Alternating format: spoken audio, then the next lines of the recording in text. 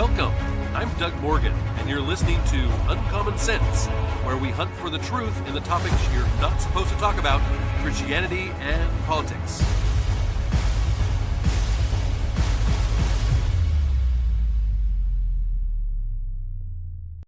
I watched a video recently by Jamel Bowie, who has almost 40,000 subscribers. And in the video, one of the first things he says is, abolish ICE. Yeah. So what is ICE? I mean, ICE, of course, stands for U.S. Immigration and Customs Enforcement, a federal law enforcement agency under the Department of Homeland Security. ICE enforces federal laws on immigration, customs, trade, and border security within the United States. It was created in 2003. You've heard some talk of, well, it's a new agency. Well, yeah, it was created in 2003 via the Homeland Security Act, following, of course, the 9/11 attacks. It merged, though, functions with the former Immigration and Naturalization Service of the U.S. Customs Service. So, no, it's not really a new agency.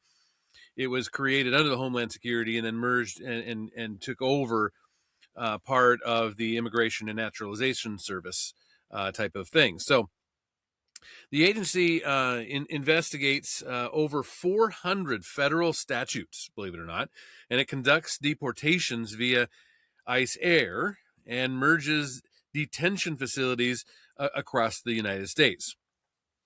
But that brings up a very good question. Okay, this guy says, abolish ICE. Well, is enforcing our country's borders and deporting those that are not here legally, is it anti-biblical? Well, that question I think is answered by Gary Yagel, who is he's part of forgingbonds.org, and he wrote an article back a year ago, September, and I found it very interesting in this. He said that when faced with the sight of millions of men, women, and children from war-torn lands seeking to escape tyranny to have a better life, most Christians will voice their approval for open-door policies of inclusion, hospitality, diversity, and welcome. Some Christians have even argued that failure to have such open-hearted attitudes toward these immigrants is sinfully, selfishly letting the gods of fear and security dictate how we respond. That actually was the exact words by Mark Galli of Christianity Today. Well, does the biblical call to care for the sojourner and resident alien imply that those with true Christ-like love for non-Americans requires us to throw open our borders to all who want to enter? Jesus did teach that true believers will hear from Jesus, I was a stranger and you welcomed me, is what he said. Doesn't this settle the issue? All Christians must be welcoming to immigrants who want to come into our country. Your children and grandchildren are hearing that argument. So he says, in recent years, among Bible-believing Christians, there has come a welcome challenge to shun Western materialism and become much more committed to the poor and marginalized, and return to the simple version of godliness given in Micah 6:8. What does the Lord require of you but to do justice and to love kindness and to walk humbly with your God? At the core of the Christian ethics is the recognition that every human being has dignity as God's image bearer, which requires us to care for every human, no matter what his or her social status. Scripture particularly identifies those holding the lowest status for intentional care, like widows, orphans, the poor, and immigrants. The Old Testament is filled with laws and narratives about immigrants. Israelis were commanded to provide for them through the uh, agrarian welfare system in which foreigners could glean from Israel's field. The Israelis' field. That's in Deuteronomy 24:19 through 22. And we're required to pay immigrants in a timely manner for their work. That's again Deuteronomy 24:15. The Israelites were repeatedly warned not to oppress the widow and the orphan or the sojourner in words like these in Deuteronomy 24, where it says, "You shall not pervert the justice due to the sojourner or to the fatherless or to the widow's garment in pledge, but you shall remember that you were a slave in Egypt, and the Lord your God redeemed you from there. Therefore, I command you to do this." This is verses 17 and 18. The prophets frequently called down fire on anyone who claimed to be a follower of Yahweh and mistreated a foreigner. Do justice and righteousness and deliver from the hand of the oppressor him who has been robbed, and do not wrong or violence to the resident alien, the fatherless, and the widow, nor shed innocent blood in this place. Jeremiah 22:3. Indeed, Malachi puts mistreatment of immigrants on a level with sorcery and adultery. It says, "Then I will draw near to you for judgment. I will be a swift witness against the sorcerers, against the adulterers, against those who oppress widow and the fatherless, against those who thrust aside, easy for me to say, the sojourner." That's again in Malachi 3:5. Well, the New Testament concern for immigrants is perhaps even more clear. Jesus was a refugee fleeing with his family from Herod.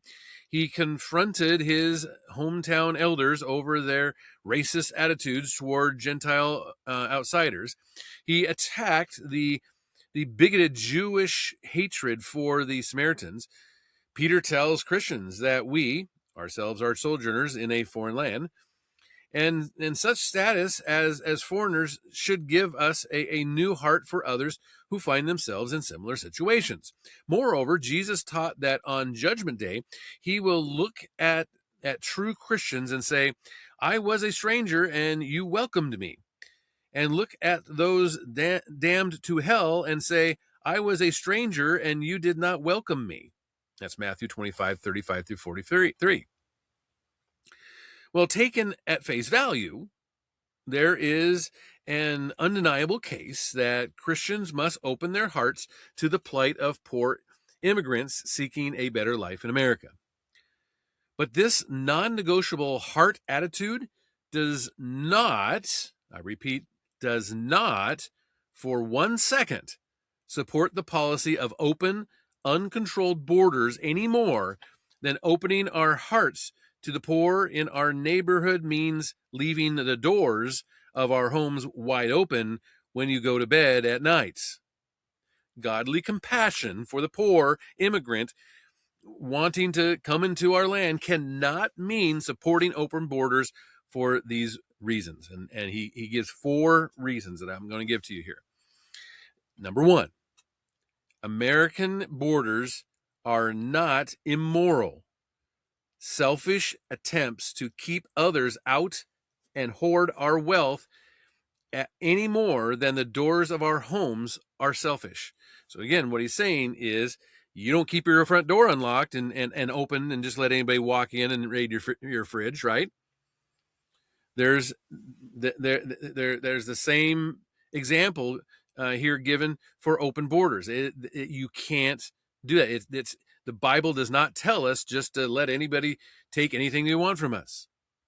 In fact, this accusation comes from cultural Marxism, a radical attempt to force equality on all and demonize wealthy nations. So it's definitely a Marxist ideology. Well, Scripture says it is God who has established national boundaries. When the Most High gave to the nations their inheritance, when he divided mankind, he fixed the borders of the peoples. That's Deuteronomy 32:8.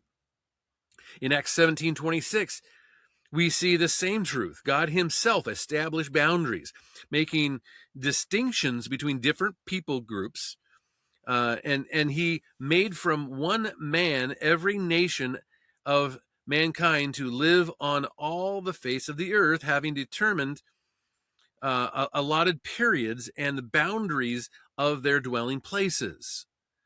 Although authors like Dan Carroll in his book Christians at the Border, and Preston Sprinkle in his blog, A Christian Response to Undocumented Immigrants, they attempt to justify the unenforced enforcement of immigration laws protecting our border as civil disobedience. They have no biblical cause for doing so, since there is zero biblical teaching that makes open borders a moral imperative.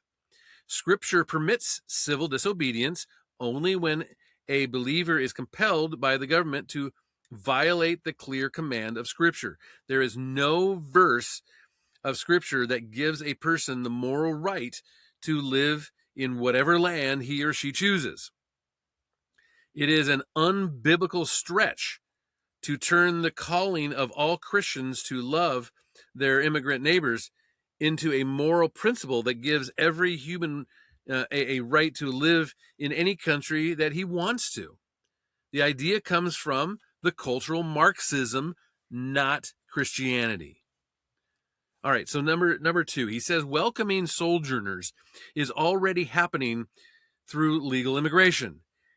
Here are some facts taken from the State Department website. To move to the United States, a foreigner must obtain an immigrant visa and then get a green card, which is a residence permit. And the U.S. immigration law is based on these principles. Number 1, the reunification of families. Number 2, admitting immigrants with skills that are valuable to the U.S. economy. Number 3, humanitarian protections. And number 4, promoting diversity. I think that last one actually got thrown in by the Biden administration, but anyway, we'll move on. The law governing U.S. immigration policy is called the Immigration and Naturalization Act, or the INA. The INA allows the United States to grant up to 675,000 permanent immigration visas each year across various visa categories, granting them the right to be the LPRs, or the lawful permanent resident.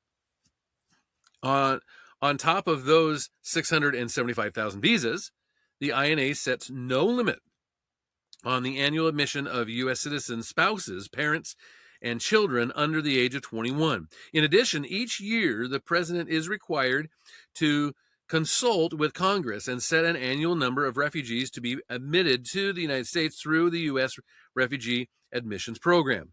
And finally, humanitarian protections such as asylum, temporary protected status, and other programs which may permit someone to reside in the United States legally do not have numerical caps, but do have other restrictions. Once a person is granted an immigrant visa or receives certain other eligible protections, such as asylum or refugee status, they can apply to become a lawful permanent resident. Individuals arriving on immigrant visas become the LPRs, the LPRs, when they arrive in the United States. Now, compare and contrast the following. Legal immigration of children protects them by requiring the legal parent, or U.S. citizen, LPR, to sponsor them. Illegal immigration incentives incentivizes parents to send their kids to the border. But on the way, most are captured by Mexican drug cartels and raped and turned into drug mules and sex slaves and things like that. Legal immigration requires a background check enabling hardened criminals to be denied admission. Illegal immigration allows nations like Venezuela, for instance, to empty its prisons and mental institutions, sending these folks into U.S. Society. Progressives try to downplay the crime caused by illegal immigrants, saying that, non-immigrants commit crimes too. But this misses the point. Legal immigration strains out hardened criminals. So when you have to go through the legal door, it takes out the criminals for the most part. Illegal immigration does not do that. And also, legal immigration requires an immediate U.S. citizen legal permanent resident or employer to sponsor the immigrant and thus care for his or her material and health care needs. Illegal immigration results in numerous immigrants arriving at America's doorsteps with no one to care for them, which causes an enormous unjust burden on those who live near borders. And also, legal immigration requires a background check so that very few terrorists come into the nation. Legal immigration welcomes terrorists. The argument that many deserving people can't get into our country legally because they don't have the money to bribe officials has absolutely no merit. Bribery is common throughout the world. This problem of human sin is not solved by an irresponsible, U.S. border policy that has no control over who enters our country. The argument that it is unfair to prevent anyone from coming to America who wants to is rooted in cultural Marxism. It's not fair for Americans to be so rich, so we must force equality on Americans by making them share their wealth type thing. All right, number 3. The Bible requires governments to enforce a secure border. In Paul's command to submit to government authorities, he gives us great insight about God's purpose that lies behind giving the power of the sword to the state. And I've talked about this numerous times, particularly when it came to the crackdowns of COVID and the research that I had to do. It was one of these questions that just bothered me, and I had to do intense research on this to see what is our biblical responsibility when it comes to government. Well, he says, for rulers are not a terror to good conduct, but to bad. Would you have no fear of the one who is in authority? Then do what is good, and you will receive his approval. For he is God's servant for your good. But if you are doing wrong, be afraid, for he does not bear the sword in vain. Notice the principle behind the civil magistrate. For he is God's servant for your good. The purpose of civil government is for your good. God has instituted government to protect citizens from harm. The word good is closely linked to the word beneficial in biblical thought, just as Paul's negative words wrong and bad are linked to causing harm. Government is instituted by God to prevent harm to citizens. Classically, the right to self-defense and to defend your nation against a military invasion is rooted in Paul's teaching here. So God's ordained purpose for government is to protect from harm. For this reason, border security is indisputably required by God because it is a necessary part of protecting citizens. All right, moving to number 4. Unenforced borders cause enormous harm. A biblical worldview begins by discovering the facts. Proverbs 13:6 says, every prudent man acts with knowledge. Proverbs 14:15 gives good advice to those whose only news source is social media. The simple believes everything, but the prudent gives thought to his steps. Let me repeat that again.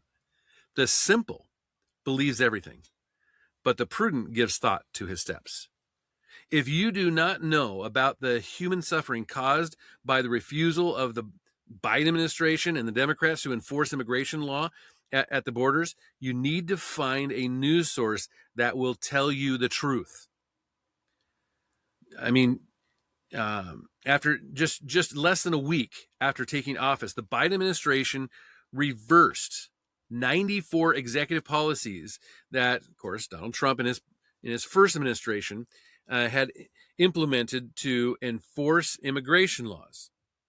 For nearly 4 years, Democrats refused to enforce immigration law, which led to immeasurable suffering. And that's why we're here today with ICE trying to take out those people that should not be here, not be here because they're illegal, but even more so that they're criminals.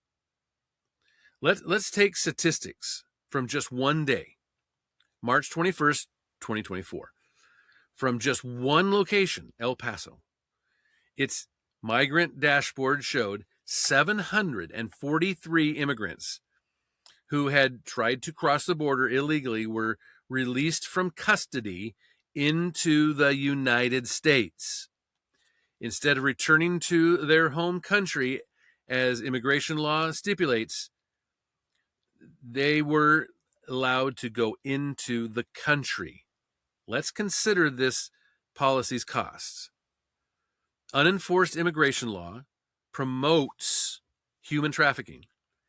Here's the quote: in the United States, immigrants, especially immigrant women, make up the largest portion of trafficking victims. The Department of State estimates that 2016, 57,700 victims had been trafficked into the U.S. annually. That's annually.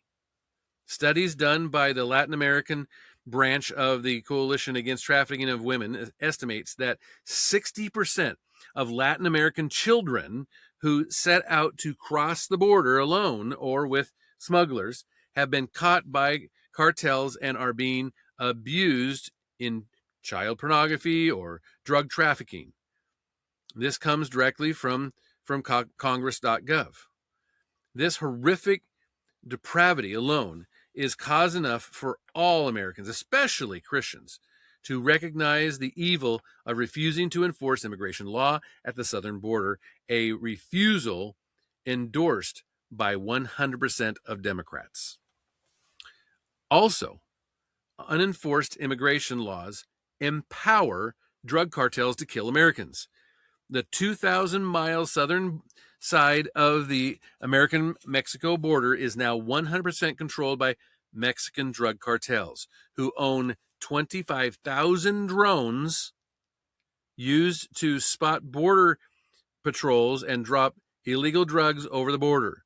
Not only has unenforced immigration law caused inconceivable quantities of illegal drugs to spread all through American cities, now we are seeing prescription drugs laced with fentanyl, and they're killing our college students and others. This is not a political statement. According to the DEA, for Americans aged 18 to 45, the leading cause of death is an overdose of fentanyl, nearly all of which the refusal to enforce immigration laws allows into our country. All right, unenforced immigration laws enable known terrorists to cross the border. On October 31st of 2023, a member of the Senate Homeland Security Appropriations Subcommittee reported that 169 individuals had been apprehended at the southern border in 2023 who were on the U.S. terror watch list. And those were the ones caught.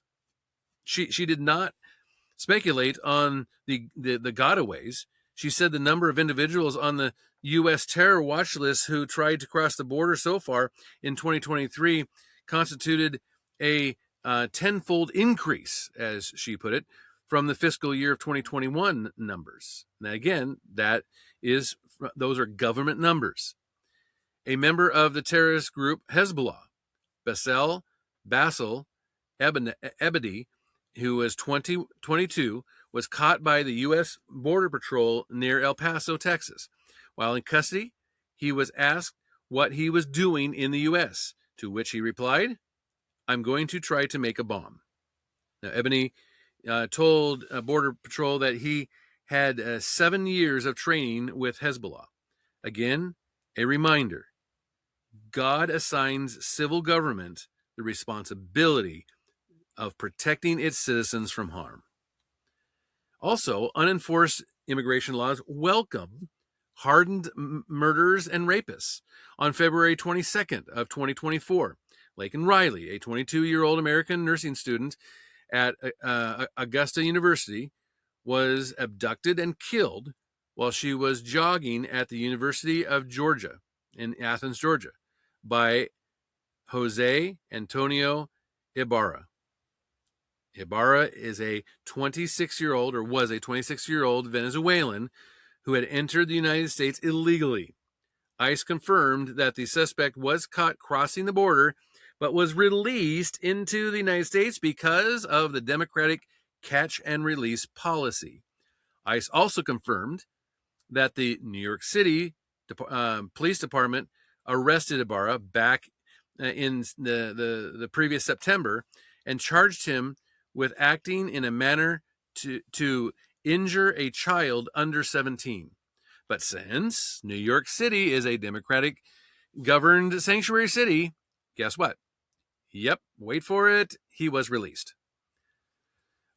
Open border advocates argue that many people are murdered, and Laken's death is just being used politically. But it remains a stubborn fact that will not go away.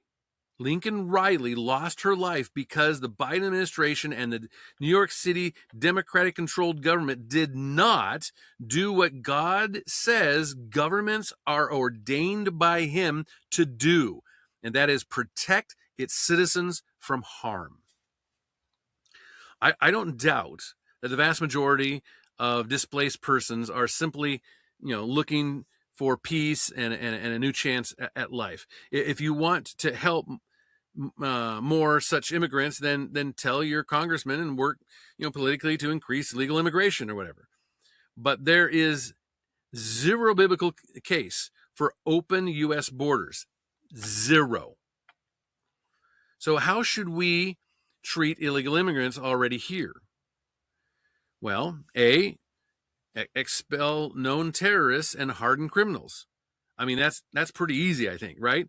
That's what ICE is doing right now. That's who they're targeting. That's who they're going after. Those caught by law enforcement who are known to be on the terror watch list or are convicted felons from other countries would never have been allowed to enter the U.S., under legal immigration. Sending them back is part of the government's biblical responsibility to protect its own citizens. And also, B, provide care for immigrants whose only crime was crossing the border illegally. So we can have compassion on them, and we can try to provide legal ways to become a citizen. But they have to be removed from our country first. They can go through the process of becoming legal citizens, but they can't do it. They can't go around the laws. The laws apply to everyone, and those laws are there for a reason. It is biblical. It's okay to do that. So it's really interesting to me. I really liked this article, and I mostly agree with it. There's a few things I don't agree 100% with almost anything, probably including my own podcast. But anyway, I did agree mostly with this and what he had to say here.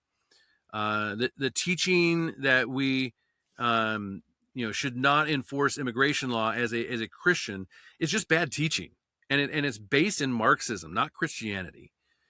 The Marxism really has gotten a foothold, particularly within the progressive church, and they seem to go off of a Marxist type of ideology rather than a biblical theology, and that's what we're seeing here. And we're seeing a lot of people, and some are Christians. Some of them are identifying as Christians, and they are saying, well, we want ICE out of our country or out of our communities or whatever the case may be, and that's just not a biblical point of view. Now, can government have overreach? Of course they can, and they should be held accountable for governmental overreach. Of course, we've talked about that many times before, but to say, oh, we're going to abolish ICE or we're going to hinder what they have to do because it's not biblical, that's unbiblical teaching, and that's Marxism. That's not Christianity. I would love to hear what you have to say on it. Of course, you can always do that at uncommonsensepodcast.com. Thank you very much for listening. This podcast is a production of Morganite Communications.